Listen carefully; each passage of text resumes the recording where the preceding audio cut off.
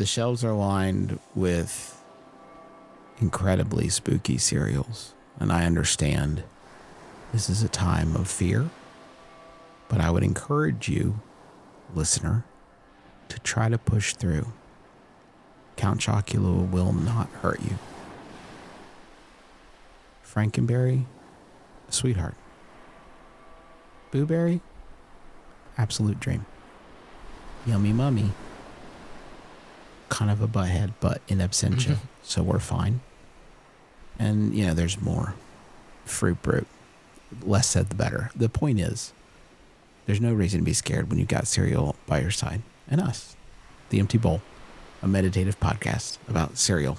Hi, my name is Justin McElroy, and I'm a cereal enthusiast. And my name is Dan Goubert, and I am a cereal sommelier. Have I said that one before? I had There's to. no way of knowing. I am so pleased that you're here for this show, which we call a meditative podcast about cereal. And what that means is for the next half hour or so, you are tasked with nothing so much as just thinking about cereal. That's it. We'll have some news and some reviews, and then we'll have some fun. Really cut loose in the third segment. If you're headed off to sleep, I wish you the best of dreams. Don't forget some deep breathing. That's nice. And we're so flattered that you've put the trust in us to shepherd you off to dreamland. But there is still business to attend to. Like Dan, this one's scary, man. Our incredible powers Manifested this. Yeah. It only took the entire time that I've been writing about cereal to make this happen. Yeah. Both me and Gabe from Cereal Time specifically have been asking for this, and it's kind of been our dream cereal product that we really just never thought it was going to happen because, it's such a good idea, and there's so many really good cereal ideas that because they're just so obviously good, that the irrational cereal industry just isn't going to do them. Mm-hmm. So it's something that is a long time coming, and without further ado, it is gingerbread toast crunch. Wow. So I'll just take that. It's finally here, folks. Well, it's not here quite yet, but it will be. Well, it's finally almost here. Year. I mean, Sugar Cookie Toast Crunch has been a cult favorite for years, and that one is also coming back. But in the past, they've kind of paired Sugar Cookie Toast Crunch with far less exciting ones like the Cinnamon Star Crunch and other sort of, lackluster imitations of the most iconic, in my opinion, Christmas cookie flavor, that being Gingerbread Men. And it just seems like a natural fit for the most iconic cinnamon cereal of all time to just add a few more spices and hopefully a little molasses in this case to make something truly, truly great. I'm not going to speak too far ahead of time, but just the fact that this exists has me so deeply excited. And I think it's going to be a warm and toasty winter indeed. I was trying to do a little research and think about it, but I don't know that there's been a cereal from a major producer that has incorporated ginger as a flavor. There was Gingerbread Life came out. Oh, right. But it was kind of forgettable. It's just, I don't know. A lot of people like Life cereal. I'm not trying to inject too hot of a take here, but I just think the texture of Life leaves a little bit to be desired in my perspective. It's a little not crunchy enough when it's dry, and then when it gets into milk, it kind of just dissolves. So I really like Soggy Life, though. I really a big spoonful of that. It's real dense. I like it. That'll be exciting. I hope they go hard. My worry, and I think the pitfall for them is if they don't bring enough of the ginger flavor. I think I hope that it's a little bit assertive, because that's what I like. Mm-hmm. For me, it's got to be molasses forward. That's what I'm all about. Delicious. Now, the cereal tendrils are spreading out once again with a new cereal adjacent release. Mm-hmm. So we're getting more cereal flavored waffles. There's a couple others that we're going to be discussing later in the review segment of this episode. But coming soon is Cinnamon Toast Crunch waffles as well as Cocoa Puffs waffles from sort of Pillsbury. And it's interesting here to see that the Pillsbury Doughboy has usurped, both the Cinnamojis and Sonny the Cuckoo on the boxes here. This is his product, his game. The cereals are just sort of living in it. Yeah. They're a guest in his home. Yeah. I don't really get frozen waffles too often, as will be further exemplified by my experience later in the review section. But, I'm definitely going to try these. Will you? If I can I don't know. I've find become them. disillusioned with the cinnamon toast thing. I feel like it is not as adaptable and iconic of a flavor as like Fruity Pebbles. When that's brought into something, I feel like, or Fruit Loops, maybe you get that flavor.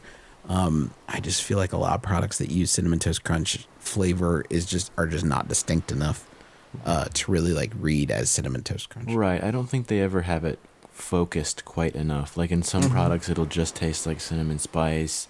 Sometimes it'll taste like cinnamon sugar. Sometimes it'll be like a buttery cinnamon roll.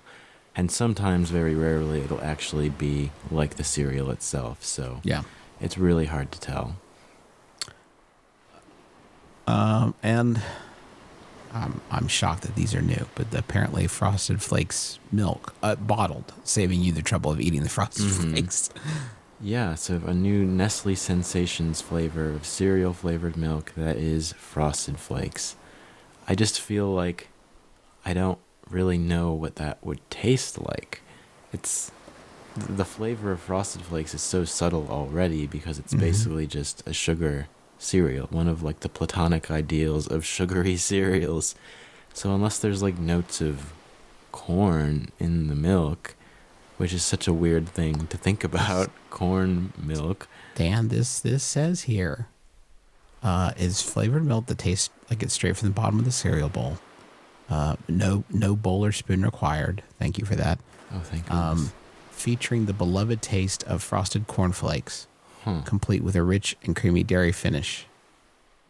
Do you think there are chunks in there? Like flecks and specks? No. I'm going to make an authoritative guess. No. All right. This one I'm probably not going to get. Yeah. But it would be interesting to put Frosted Flakes cereal milk on a bowl of Frosted Flakes and then bottle what's left after that. Twice filtered, twice brewed Frosted Flakes milk. I am suspect of this. There's an Eggo waffle in the same release. Eggo waffle Eggo milk. waffle Sounds pretty milk. good. Mess with that. Into it.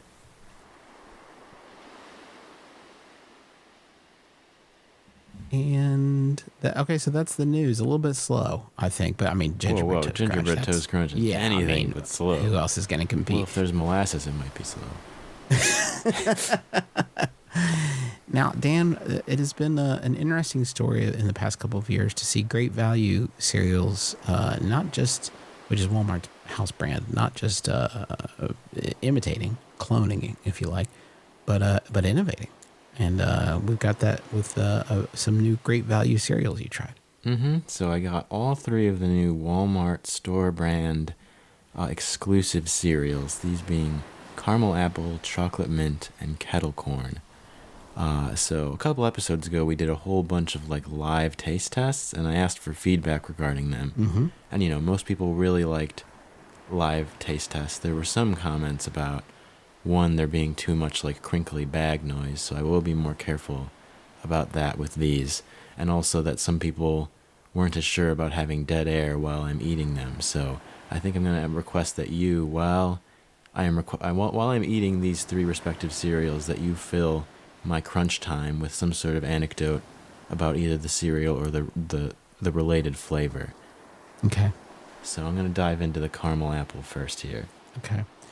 I actually had a caramel apple cereal this week myself. My kids and I found the new Monster cereal at Target, and we bought a box of that and Monster Mash. I tried to get my daughters excited about the fact that women were finally being represented in the cereal aisle, that this is the last great glass ceiling, but they were not inspired by this cereal mascot.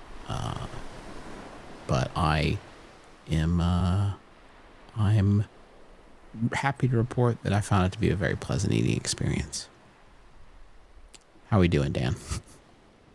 I wouldn't say it's really a caramel apple cereal. It's more of just a caramel cereal, if anything. Okay. It's a pretty good caramel cereal, all things considered. I think Carmela Creeper, as you were saying, has a lot more of that like green apple Jolly Rancher type flavor. But she, like all the Monster cereals, are held back by that corn cereal base in some regards. Whereas all of these great value cereals are actually multi-grain cereals that contain corn flour, wheat flour, and oat flour. And molasses I'm now seeing. So that's exciting. Big day for molasses. Maybe that's where some of like the caramelized flavor is really coming from. There's definitely no apple ingredients listed here. And I think that is reflected in the taste as well, where I'm just not getting any of that fruitiness, just like a really deep, dark, brown, sugary sweetness, which isn't bad. It's got a really hearty base to it. It reminds me more of the caramel Apple Jacks, which had the similar problem of not really having any apple flavor, but I think these are even better than that. In that, it's not like a really synthetic, harsh caramel. It's more warm, authentic, and cozy. And while again, I wish there was more apple flavor here, I think this is a really good, cozy cereal for these incoming fall times. So not bad. I would give it a 6.5 out of 10. Okay. Next up, we have chocolate mint. That is, of course, represented by Girl Scout cookies, perhaps most notably, or grasshoppers was a cookie from my childhood that's very similar to Thin Mints. I've always enjoyed the combo. Mint M&Ms was one of the first varieties that I remember really loving. Peanut M&Ms are good too. They feel pretty hearty, like a real hearty snack if you like that sort of thing. But Thin Mints are my favorite Girl Scout cookie. None of you asked, but they are number one. Though my wife prefers Samoas or caramel delights, depending on what area of the country you live in. Dan, how we doing? It's a similar case with this one, where I think the name of the cereal is only half accurate. I do like how these look like Oreo O's almost exactly. I'm inclined to believe that Post is probably manufacturing all of these. And the mint flavor is pretty good. It's pretty strong, honestly, because there was that Girl Scouts Thin Mint cereal that came out a while ago, and that just one, okay if I remember correctly. Yeah, because that one was very chocolate forward and very light on the mint, whereas this one, the mint hits you really hard, straight up, a real breath freshener. But the chocolate on the back end leaves a lot to be desired. It's like one of those cases where you're hit with the flavor really straight up, the mint, and then it fades away, and you're still left with like half of the chewing experience, but none of the remaining flavor. So you've kind of got these mealy dregs to finish, which again, there's oat flour in there, so it could be a lot worse. But it seems that both of these cereals so far are kind of operating on a half tank of gas. Not bad though. I'm going to give it another 6.5. Okay. Maybe it's just a flat 6. The last one I see on here is kettle corn cereal from Great Value. I feel like, they're looking like corn pops, but I don't know if that's, I don't know. I don't know if it's going to be the same thing or not. Around here in my neck of the woods, they sell Scraggle Pop, is what they call the kettle corn. That's the big kettle corn player, to an extent where I would talk about Scraggle Pop outside of West Virginia and no one would know what I meant. So then that's when I learned about kettle corn, and that's what most people call it. But Scraggle Pop is so ubiquitous here. And honestly, more fun to say. There's a Scraggle Pop store at the mall, by the way, if you're ever in this neck of the woods. They got a lot more flavors than you'll find at the booths. The caramel's good. Cheddar. You can mix 50-50, whatever you want to do. There's a blueberry, too. All right, this is the one. This is the one that you got to get, for sure. Okay. It blows the others out of the water, and it's honestly not even close. It very much is like not quite corn pops in texture. They don't have that like chew to them, so to speak. It's still crispy, because it is still a corn and oat cereal despite being a kettle corn cereal. Okay. I think that works to its advantage. Like there was a rumored caramel corn pops coming for a while that just never materialized, and I think this is the spiritual successor to that idea in every way. There's a distinct salty savoriness to it that I just love. Yes. Is there butter? Are you getting any butter? There's butter, there's caramel, there's saltiness, and there's toasted corn. At the risk of feeling like Violet Beauregard's dad and Willy Wonka, like what about the tomato soup, Violet? Oh yeah, there's butter there, all right. I think this is a full experience right here, and you know, I almost regret doing a live taste test because I'm just operating on vibes right now. I do feel like this is a complex, nuanced cereal that I could spend a good long time dissecting, especially with the in-milk experience, perhaps mixing it with some popcorn. But out of these three, this one just blows the others away, just because the caramel flavor here is even better than the caramel apple. And unlike those two, it fulfills on every promise of the name. This is kettled corn cereal to a T, to a double T. Well, that is thrilling. That is thrilling. I'm giving this one a 9 out of 10. Wow. Can you compare the texture to anything? I mean, we're talking about corn pops. So does it remind you of? Is it like an original piece, an original cereal piece? The texture is similar to. I guess, anything on the lighter end of the crispiness spectrum. So not like a crunchy bran flake, obviously, or anything.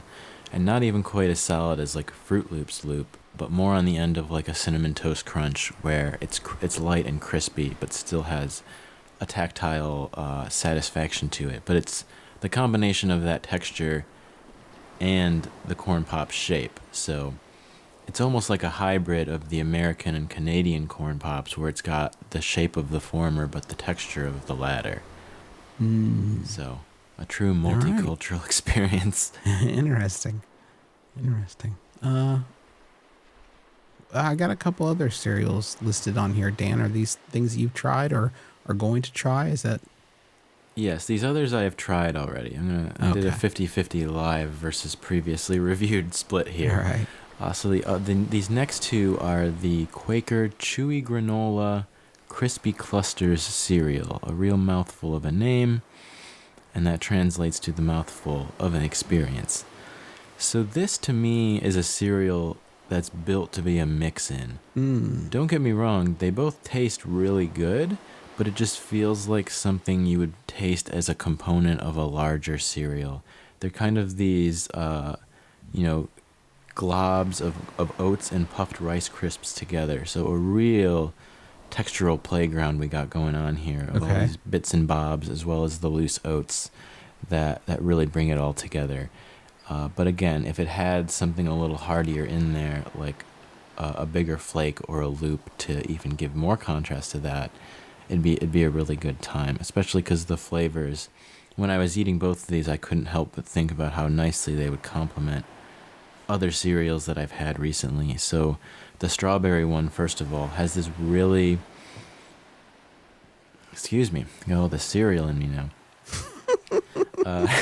The strawberry one specifically has this nice, like, strawberry jelly type flavor that's a lot different than the lighter, sweeter candied strawberry that you'd get in most cereals. So I want to pair this one with that Malto-Meal strawberry shortcake cereal to get the full spectrum of like strawberry ice cream and shortcakey dessert upwards until the more tart, puckering strawberry jelly experience.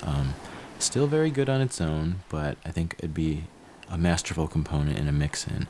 And the chocolate, likewise, a little light on the chocolate flavor itself, but that lighter, crispier texture would be a really nice complement to the density and fudginess of a double chocolate crave, which I always keep in my pantry anyway. So possibilities are endless with this one. And it is bringing a chewiness, huh? No, I think that's probably the most misleading part of the title. Is there's it is really in huge letters, guys. It is absolutely misleading. I don't know why they did that, because chewy granola made with crispy clusters seems to be like a That's why I was paradox. confused. I mean, it says chewy in such big letters. They definitely want you to think this is a chewy cereal. There needs to be like a legalized codex of what chewy, crispy, and crunchy really means. It's always unclear and nebulous. I don't think your box should be able to say chewy and crispy. I think that is promising a level of sensory overload that I don't think this cereal can deliver. Still good, though. Still good. All right. And lastly, some waffles, Dan.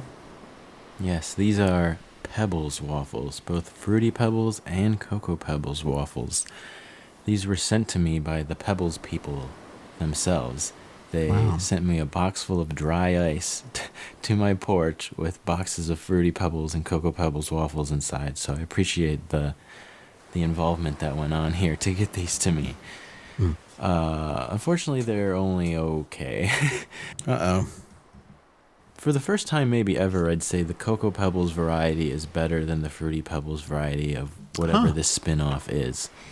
Because, like, I've never really had a chocolate waffle before. Like, I've had chocolate chip waffles, but an actual fully brown cocoa powder fudgy waffle is a new experience to me, and I found it to be way more immersive than something just speckled with chunks of chocolate throughout. I mean, don't get me wrong, it was still frozen waffle quality waffle, still very small, but with some syrup and butter, I think it was a nice enough time. It'd be interesting to see how these compared to those Cocoa Puffs waffles that are coming out soon. The Fruity Pebbles one, on the other hand, just kind of left me a bit disappointed. Like, there's Fruity Pebbles flavor there, but it's just so light and distant. Again, a very, like, LaCroix effect when it comes to echoes of something rather than actual immersion. Is there any actual, like, pieces or anything in them? They show little specks of them on the one on the box, but I was having trouble seeing anything in my waffle. Maybe I just made a bad one out of the bunch, but I don't know. What really intrigued me was the back of the Fruity Pebbles waffle box, where they have this recipe for a Yabba Dabba Doolicious breakfast sandwich. First of all, I don't find the phrase "doolicious" appetizing Nothing in any context, but they recommend using these Fruity Pebbles waffles as a sandwich with, like, maple breakfast sausage and a fried egg inside of it. And it's like, I don't know if it works like that. Like, there are plenty of ways to combine sweet and savory, but Fruity Pebbles and sausage is not what I would really imagine.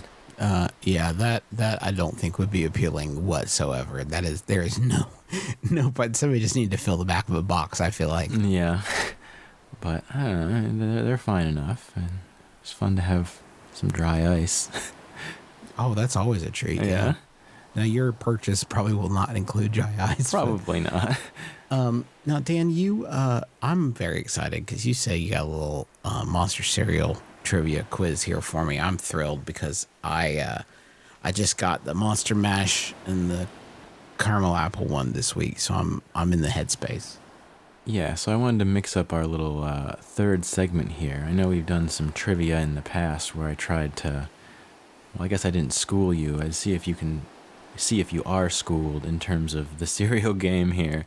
So I've got a few questions, and basically all of these are just going to refer to a different Monster cereal. So you'll have to name who it is. So, like, if I were to say which Monster cereal is the first mainstream female cereal mascot, you'd say Carmela Creeper. She's probably not really going to be an option here because we don't really know about her, and she doesn't have the lore built up yet. But we got 5 other Monster cereals to choose from here. Ready for the first question? You bet. Okay, which Monster cereal once raised controversy over a box featuring religious imagery? I mean, my gut would tell me, I feel like it'd be Count Chocula. Some crosses, maybe.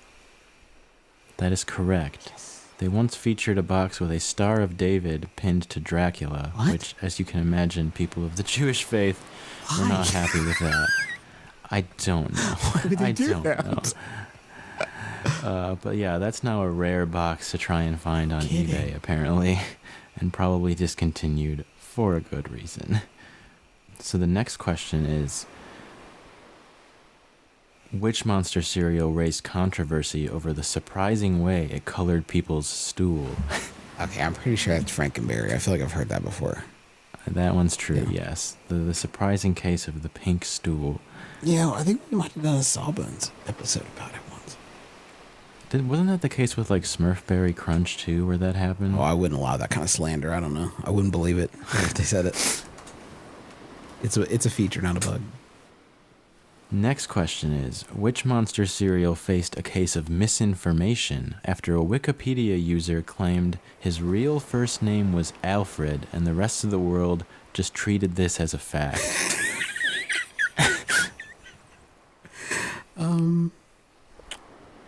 Frankenberry? It's Count Chocula again. Really? Alfred Chocula? Is that what they're saying? Yeah, I was doing research for this looking for monster cereal tidbits, and a lot of these listicles are like, did you know that Count Chocula's real first name is Alfred? And then I looked at another one where it's like, did you know that someone once went on Wikipedia and said Count Chocula's first name is Alfred? And everyone believed it? The internet's great. Good job, internet. Great place, great place. Next question. Which monster cereal was the third one to be released? I mean, I know it launched with Chocula and Frankenberry. I feel like Booberry was the third one to join the party. That is correct. It was Booberry. Okay. Next question. Which monster cereal's initials appear on a coffin on the 2015 Monster Cereal Castle you could build by cutting out the backs of all 3 boxes? Is it Yummy Mummy? That's correct. He did not come back that year after having appeared in 2013, and yet General Mills still teased us on that Monster Cereal Castle by including Yummy Mummy's coffin as well as Fruit Brute's skull. Next question. Which monster cereal appeared in both Pulp Fiction and Reservoir Dogs?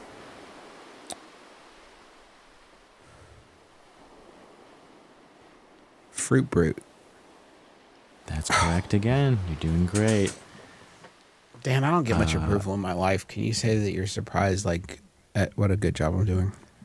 I'm so surprised, Justin. You know so much about the monster cereals. I'm really proud of you. Thank you, Dad. Wait, I mean, not Dad. God. Okay. Next question. In the 2016 monster cereal election, which monster cereal overwhelmingly won the popular vote? I mean, it should be Booberry. Is it Booberry? Is that your final answer? Yeah. No, it was Count Chocula. I mean, whatever. He blew away the competition. I mean, Blueberry's the best. What's your favorite of the 5, 6?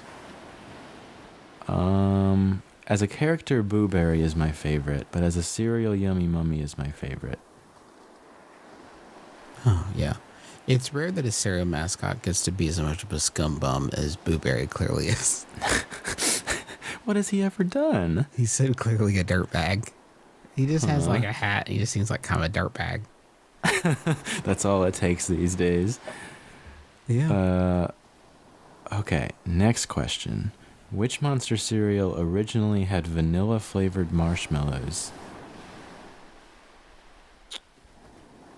Vanilla-flavored marshmallows. Was it Frankenberry? No, it was Yummy Mummy. Yummy Mummy had vanilla marshmallows. Huh. Yes, whereas Fruit Brute originally had lime-flavored marshmallows. Sweeties, as they called them in the old ads.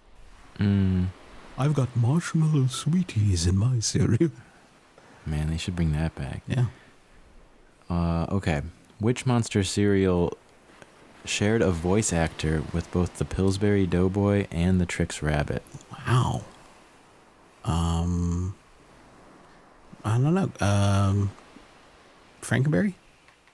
That would be Booberry. Really? His original voice actor, Paul Frees, really did a lot for General Mills. Huh.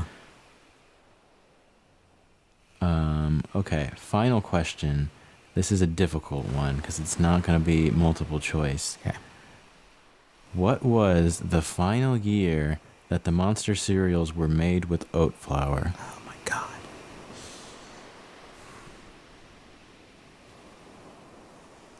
I want to say like 2004. See, that's what I originally thought, but in fact it was 1992. No way. Are you kidding me, Dan? Which is It crazy is like I'm because pining over a 31-year-old cereal blend. when I was pining over something that was before I was even born, it blew How's my that mind that possible, I've never Daniel? even had oat flour Monster cereals, and here I am leading a crusade about it. Well, that's why. I mean, if I had said to you before you read that, do you remember what they were like with oat flour? What would you have told me? I'd be like, oh man, they were so much better back when I was a kid, like way heartier and denser, they totally got to bring that back. This is why I would be afraid to like try Smurfberry Crunch, right? Like, what if I've never even had it? I don't know. It was so long ago. I cannot believe that. I can't. I still. This is such a weird story, but I remember working on a lot. The first time I ever had Blueberry, I was working like volunteering at a homeless shelter, a shelter for people experiencing homelessness. And I guess it must have been the city mission, right?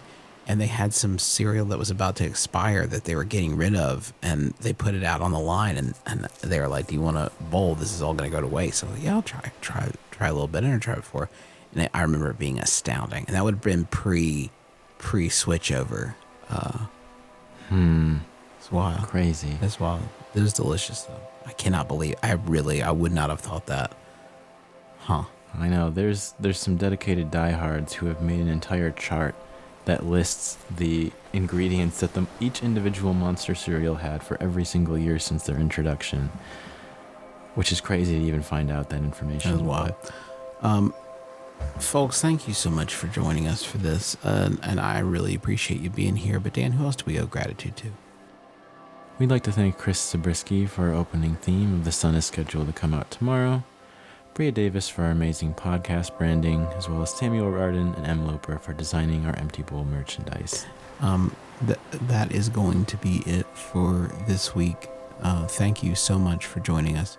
And as Dan always says at the end of every episode of The Empty Bowl, don't forget to drink your milk. Don't forget to drink your twice frosted Frosted Flakes milk.